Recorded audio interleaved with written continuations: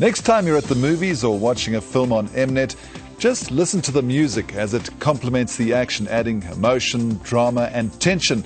And tonight, a familiar face to South Africa's 40-somethings shows us how it's done and why he's taking Hollywood by storm. Go at throttle up. Copy, go at throttle up. He wrote the scores for Hollywood movies like Enemy of the State, Armageddon and National Treasure, and won more awards than he can count, including several Grammys. It started off with classical piano lessons as a boy. He then embarked on a lifelong love affair with the guitar. The name is Trevor Rabin, South Africa's celebrated guitarist, singer, songwriter and composer. You might remember him from Rabbit or Yes, but Trevor Rabin has left the rock stage for the lights of Hollywood, and he's written the score for 25 movies. Here at his Los Angeles home studio, he creates the stuff Hollywood dreams are made of. A stone's throw from the houses of the producers and actors he composes for, Trevor is crafting away at the music of yet another feature film, Glory Road, to be released soon. If you were to watch or listen to a movie without the music, you'd be amazed at what a difference the score makes. And that's where Trevor has found a new profession, playing with our emotions. The most vivid way of understanding what a movie is without music is to take the music out. I mean, you're basically ripping the heart out of the film. If there's a scene which is supposed to make you cry, the music better help you get there, or you're not doing your job, you know. One of the things that I think music's important for is editing. You know, you need to help smooth edits over. Name's George Durham.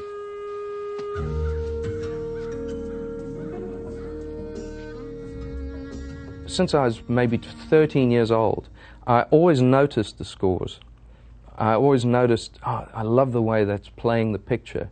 And I always knew when I didn't like a score. But before he ended up in Tinseltown, Trevor's career took many twists and turns. He left the hugely successful band Rabbit, first South African rock album to go gold with Boys Will Be Boys, when political pressure took its toll in the late 70s. International fame would come in London with the rock group Yes, when Trevor penned songs like Owner of a Lonely Heart and Evergreen, which resurfaced this year as a popular remix. But after 14 years, somehow Yes also didn't satisfy his artistic ambitions. And I remember we were playing in Hiroshima, and I remember thinking to myself, man, we'd finished the show, and it wasn't a great show.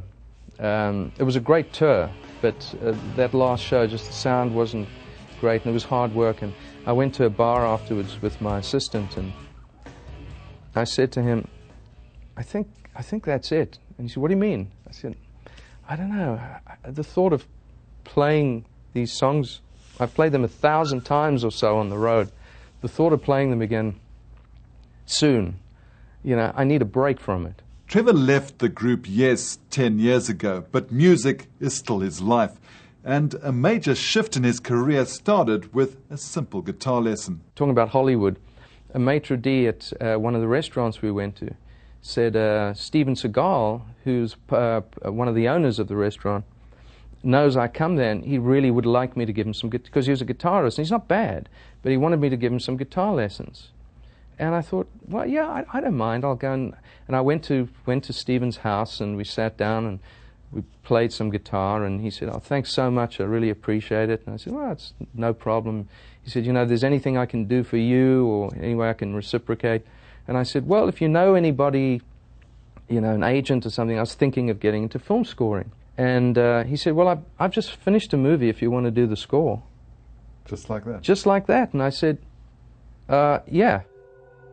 It turned out to be a $25 million Warner Brothers film, The Glimmer Man.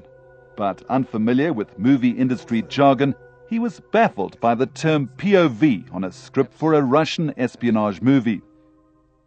They were always referring to POV, and I thought, you know, I'm not getting the story, because they talk about POV all the time, and but he never talks in the movie. I'm not understanding. Point of view. I thought POV was a Russian agent. Dealing with the pressure of being creative in the face of looming deadlines would also prove to be a new ballgame for Trevor. You know, in the rock world, it was very different. Record companies would call me and say, "Is a single ready?" And I said, "You'll get it when it's ready. I can't manufacture something that's not there. It's got to be felt." And you do that in film. It's like, all right, well, thanks for your time, and there'll be someone else on it, you know. So you have to get it done. And after all that, you take it to the director, and he says, "I hate it." That's the hard part. On average, Trevor works about 12 weeks on a movie score before the release. In the old days, there used to be a theme. They would come up with a theme. The composer would then go to the piano and play it to the director and say, "Okay, this is kind of what I'm thinking," and you know, he'll play it on the piano and say, "The French horns are going to come in here and might go la da da," and sing over it, and you know, then there's a big surprise at the end. These days, the sophistication of samples and computers allow the composer to orchestrate creatively, but not on paper. Well, as I say, I'll start with maybe with a piano sound. In fact, my piano has a program, my acoustic piano, where I can play something and play it back to myself. So in order to arrange it, I'll write a string, like a first violin part, and then maybe a second violin, and then there's violas, cellos, and then double basses, and then melt it all together. Every one of these is an audio track or a track of an instrument. There's more here. So there's literally hundreds of tracks of different things. For most movies, some sections of the score will be performed by an orchestra. But on low-budget movies, Trevor will settle for the virtual sound and complete the whole mix in his studio. Well, but I've had orchestra sessions which have been hard work, and it hasn't gone as well. But on balance, even that still sounds, you know, because it's real. They're real people playing. Do you think of the specific actors while you're writing the score? Good acting makes it much easier. Denzel Washington in Remember the Titans. I loved writing that score because all of them are so good in there. Trevor, the music business has a reputation for drugs, sex, and rock and roll, and yet you've been a family man. You've been married for almost 3 decades. She just doesn't know about any of it. No, it's we've been married for over 25 years, and it still feels like we're starting. Trevor's son Ryan grew up on the road with him during the Yes years, and he's now a popular drummer. But I remember when he was 6 years old, I was doing there was a tribute to Ahmet Ertegun, who's one of the great record guys of all time.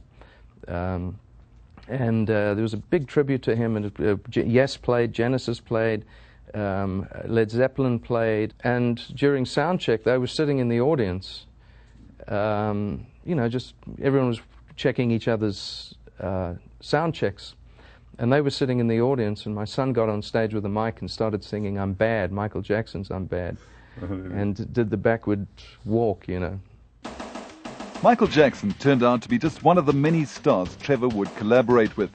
His guitar work also featured on the albums of the likes of Seal and Tina Turner. Yet he still found time to work on solo albums and make guest appearances. Lately, however, the writing of film scores like Enemy of the State takes up most of his time.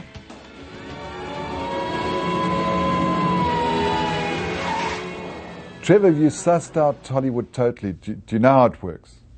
Not at all. Not at all. I mean, my Hollywood is my Hollywood. I mean, that's one thing I've sussed out about Hollywood is there's so many little worlds within Hollywood which function within themselves and kind of eat away at themselves. The only time someone worries about another movie is it being released on the same day as me. It seems as if Trevor takes the Hollywood game with a pinch of salt, spiced with a touch of humor. Romantic, something that's scary, something that's about danger. All right, well, danger would be... Right?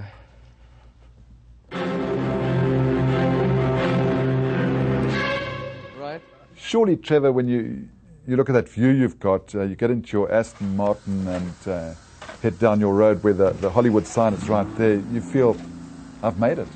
I don't know if it's fortunately or unfortunately, but I'm always thinking about how I got the last thing wrong and how I'm going to get it right next time.